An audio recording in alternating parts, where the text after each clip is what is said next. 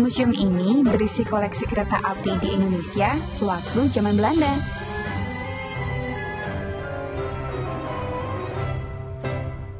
Salah satu peninggalan kolonial Belanda yang masih terawat baik adalah sarana transportasi kereta api.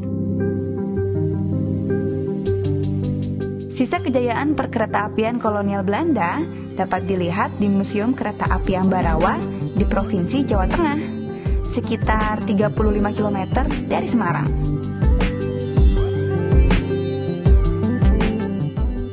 Di tempat ini dipamerkan berbagai lokomotif uap tua peninggalan Belanda.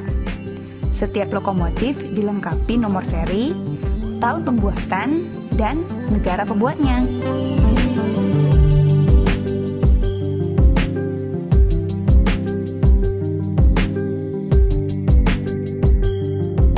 Stasiun Ambarawa dibangun pada zaman Belanda sekitar 1870-an.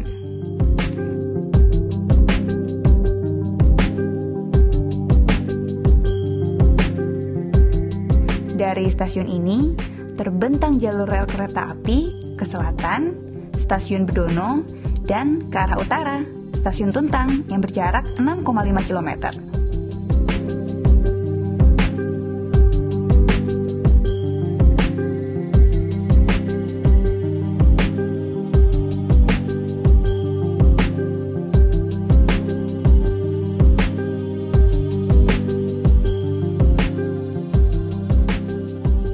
Tadinya, Stasiun Ambarawa bernama Stasiun Willem I.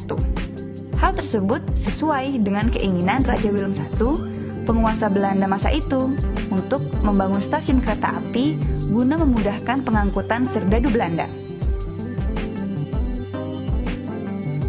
Pada 1970, Stasiun Ambarawa ditutup.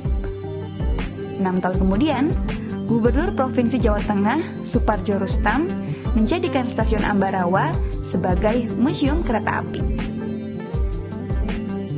Saat ini, terdapat 21 lokomotif uap klasik di Museum Ambarawa.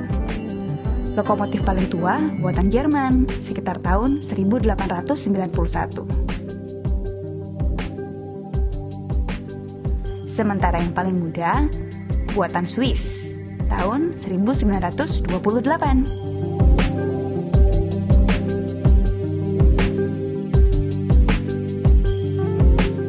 Di halaman Stasiun Ambarawa terdapat lokomotif kuno yang gagah. Umpamanya, lokomotif CC50 buatan Schweizerische Lokomotiv und Maschinenfabrik Winterthur, Swiss dan Workspoor, Belanda.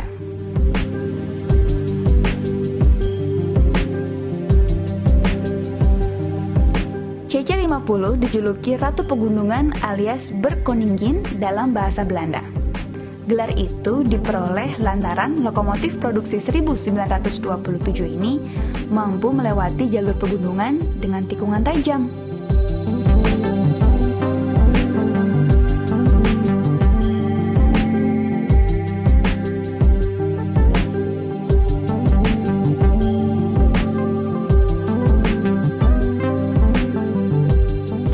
Ada juga lokomotif milik pemerintah kolonial Belanda, Staatspoorwegen atau SS, yaitu C28.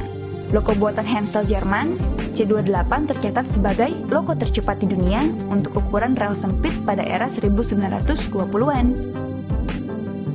Seluruh lokomotif tersebut menggunakan mesin uap yang bahan bakarnya batu bara atau kayu. Berlanjut ke Stasiun Tanggung. Stasiun Tanggung telah dipugar pada 1910. Stasiun ini merupakan stasiun kereta api pertama di Indonesia.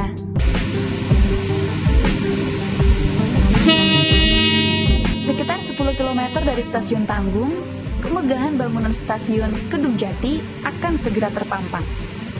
Bangunan dengan arsitektur klasik seperti bangunan Stasiun Wilem I Ambarawa itu resmi dioperasikan pada 21 Mei 1873.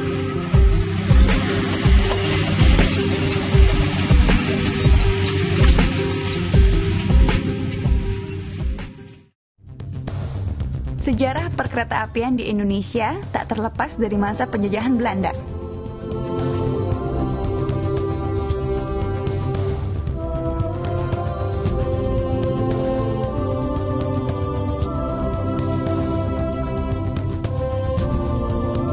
Pembangunan jalan kereta api pertama di Indonesia dimulai dari Desa Kemijen menuju Desa Tanggung di Provinsi Jawa Tengah sepanjang 26 km dengan lebar sepur 1435 mm.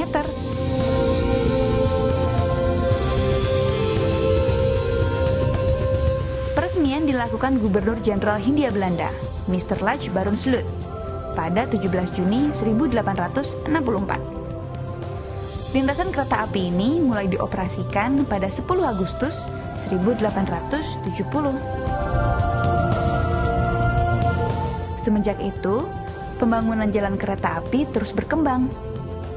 Jika pada 1867 lintasan baru sekitar 25 km, pada era 1900 sudah mencapai 3.338 km. Setelah sukses besar di Pulau Jawa, pembangunan lintasan rel merambah ke Aceh 1874, Sumatera Utara 1886, Sumatera Barat 1891, Sumatera Selatan 1914, dan Sulawesi 1922. Di Sulawesi tahun 1922, sepanjang 47 km antara Makassar hingga Takalar, yang pengoperasiannya dilakukan pada 1 Juli 1923. Bahkan rel ujung Pandang Maros sudah dimulai, namun belum sempat diselesaikan.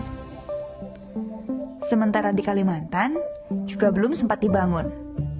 Tapi, studi jalan kereta api Pontianak Sambas 220 km sudah diselesaikan. Begitu pula di Pulau Bali dan Lombok telah dilakukan studi pembangunan jalan kereta api.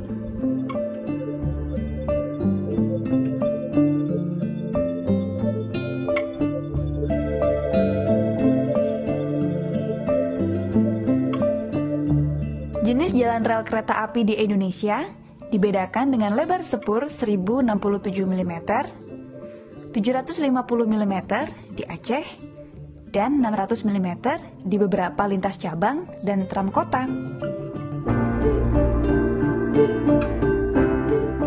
Sampai 1939, panjang jalan kereta api di Indonesia mencapai 6.811 km. Ironisnya, setelah merdeka, persisnya pada 1950, panjangnya justru berkurang menjadi 5.910 km.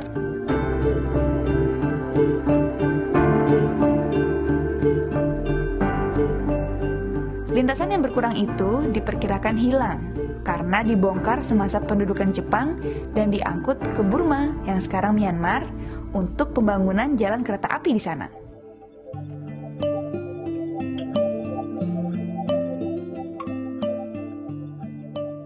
Semasa pendudukan Jepang, sekitar 1942 hingga 1943, dibangun jalan kereta api Muaro Pekanbaru sepanjang 220 km yang harus selesai dalam 15 bulan.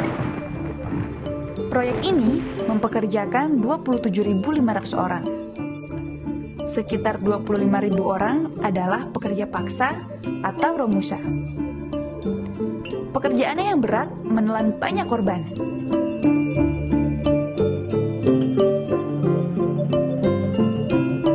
Pada 28 September 1945, karyawan kereta api mengambil alih penguasaan perkeretaapian dari Jepang. Mereka tergabung dalam Angkatan Muda Kereta Api atau AMKA yang dipimpin oleh Ismail.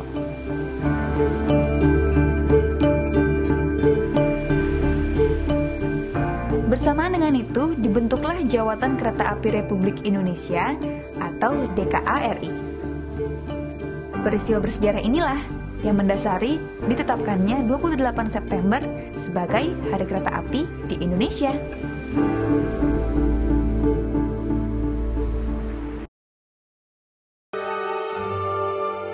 Zaman Belanda, kereta api dipakai sebagai alat pengangkut serdadu Belanda yang hendak berangkat ke medan tempur.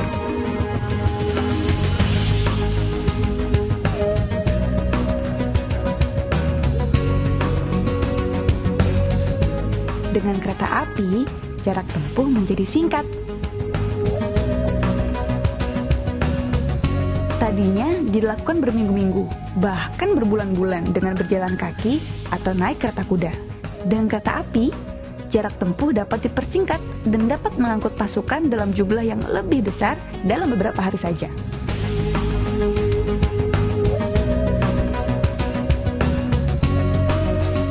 Kereta api merupakan salah satu sarana yang menghubungkan daerah produsen perkebunan di daerah pedalaman dengan pusat perdagangan di pesisir pantai utara Pulau Jawa.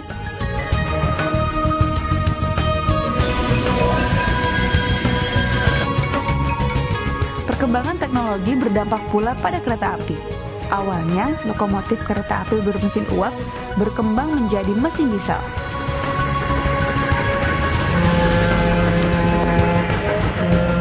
Perkembangan teknologi berdampak pula pada kereta api. Awalnya, lokomotif kereta api bermesin uap berkembang menjadi mesin diesel. Seiring berkembangnya teknologi, dibuatlah kereta api magnet yang berkecepatan di atas kecepatan kereta api biasa.